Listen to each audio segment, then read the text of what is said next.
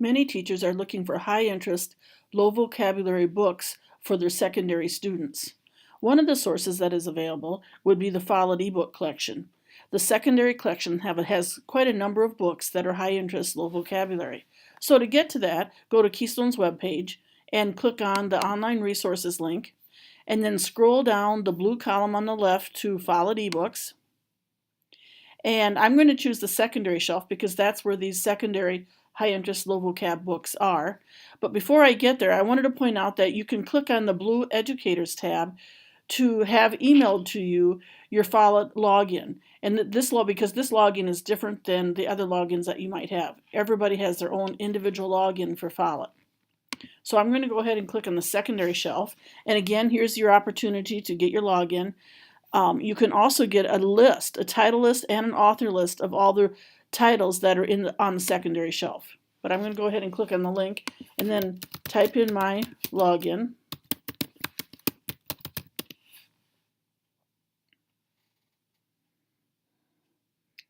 And it'll take just a bit for the titles to load.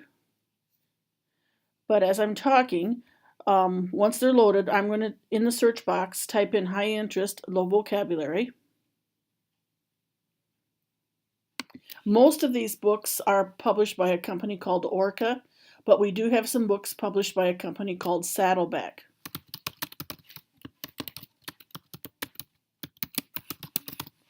And you can check out those titles by going to their website to see what other titles are available. But we have them available in ebook format.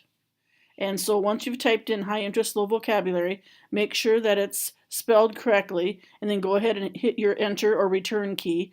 And notice that we have 170 titles that are cataloged under high-low. And so I can scroll down to look at those, or I can choose one, and I think I'll go ahead and choose one of these first ones. I could just click on the book to open it up, or I could click on the I to get more information about the book. And for right now, I'll show you what that looks like. When I do that, here's what my reading grade level is. So even though it's on the secondary shelf, the grade level is 3.1. Here's the Lexile, which is in the 500s, but it's of interest level to young adult.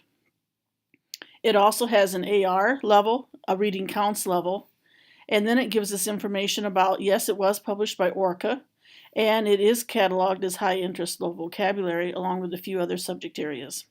It says it's got read along, so that means I know then that it's got audio.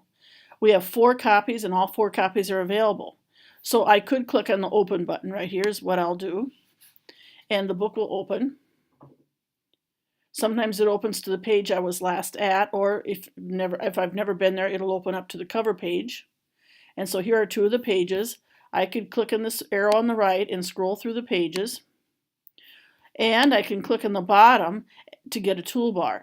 And so here's the display icon. So if I click there, notice I can move that to one page if I want, or I can change the height or the width or zoom in and out. The height and width is important depending on the screen that you have. Bigger screens, you can do a little bit more with them. If you've got a smaller computer or a laptop, by adjusting these, you can get a better display.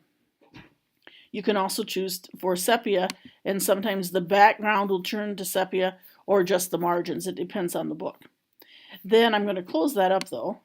And what I really like is it's got this audio button. Now this is a computer voice. It's not people reading it, so it's not quite as good as it would be if a person were reading that. Sometimes it takes a little bit to load up. Instead of Elliot and me moving into Mom's new condo with her, well, moving with Dad. Just thinking that makes my mouth stretch into this big Lottoper's winner grin. And I'll stop there by clicking on the little stop button. Then if I don't like that voice or that speed, I can go up to the top right where this menu bar is, and I can go down to text to speech, and I can change the voice, and I can change the speed. So if I need to slow it down or speed it up, I can do that, and then click apply, and then that will change next time I click on my audio button. Let's say the bell rings, I can click on this little bookmark up at the top left, and that will bookmark it. Next time I come back, I can open up to this page, or I can go to my bookmarks and find it. If I'm done, and like I said, the bell's ringing now, I'm going to close the book, and it says, well, do you want to check it out, or do you want to just plain close the title? See, I haven't checked it out. All I've done is pulled that book off the shelf, and I'm putting it back right now if I close the title. But if I want to be assured that I have it tomorrow, then I might want to check it out. So it's just like using a real library. But I'm going to go ahead and close the title because I don't need to have it tomorrow. And now it will close in just a bit, and then I can log out. So that's one way of finding some high interest, low vocabulary books, is by typing in high interest, low vocabulary in the search box.